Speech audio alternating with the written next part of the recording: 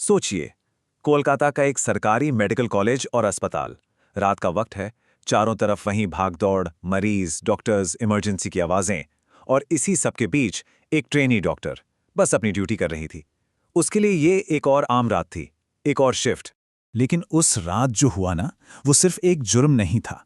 उसने हमारे पूरे सिस्टम पर, हमारी सुरक्षा पर और हमारी इंसानियत पर ही एक बहुत बड़ा सवाल खड़ा कर दिया। एक ऐसा सवाल जिसने भरोसे की जड़ों को हिला दिया। चलिए इस मामले को जरा और करीब से देखते हैं और शुरुआत करते हैं उस रात की कहानी से।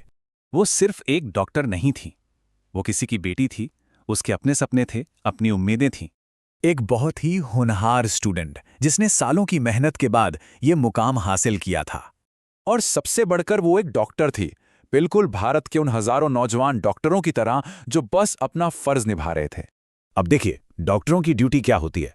घंटों की लंबी शिफ्ट्स, नींद की कमी और जबरदस्त प्रेशर। इन सब के बावजूद वो अपनी ड्यूटी पर थी। उसका काम सिर्फ एक नौकरी नहीं था, एक जिम्मेदारी थी। पर उस रात सब कुछ बदलने वाला था। जब सुबह हुई और उसकी बॉडी मिली, तो पूरे अस्पताल में जैसे एक खौफनाक सन्नाटा पसर गया। किसी को यकीन ही नहीं हो रहा था, कंफ्यूजन था। और फिर धीरे धीरे सवाल उठने लगे कि आखिर एक अस्पताल, एक ऐसी जगह जिसे सबसे महफूज माना जाता है, वहां ऐसा कैसे हो सकता है।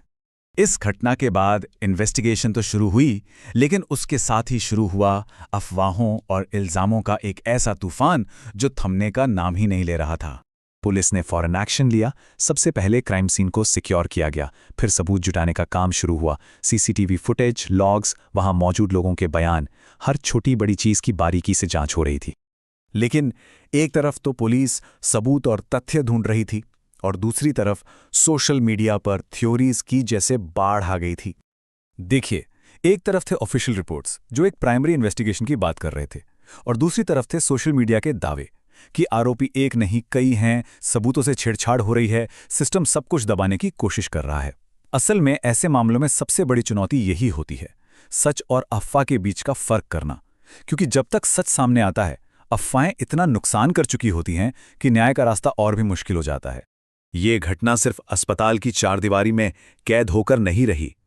इसका असर पूरे शहर की सड़कों पर दिखा, जहां लोगों का गुस्सा एक आवाज बनकर गूंज रहा था।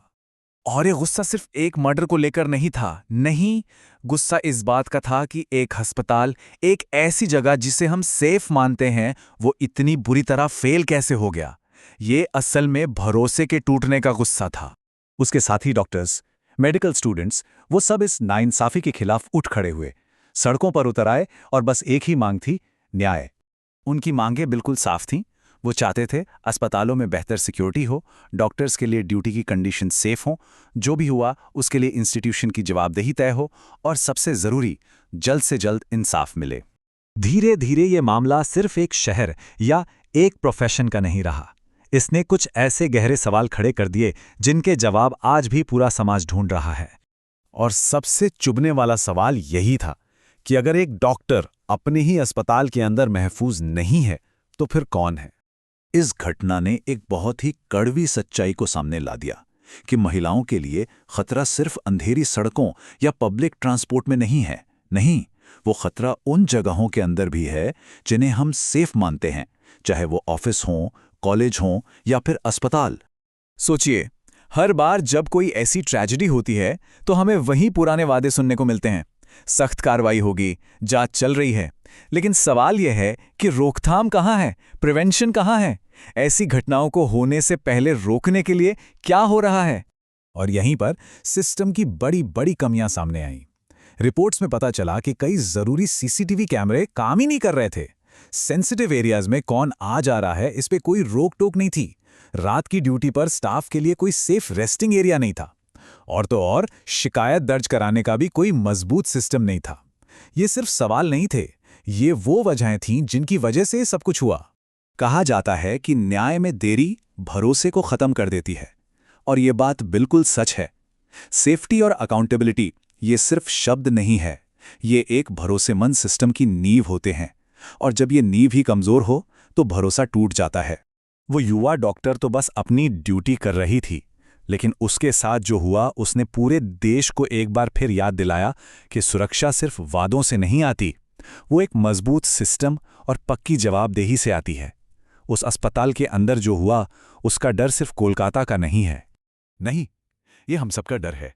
और सवाल बस एक ही है कि इस डर को खत्म करने के लिए हम एक समाज के तौर पे आखिर कब जागेंगे।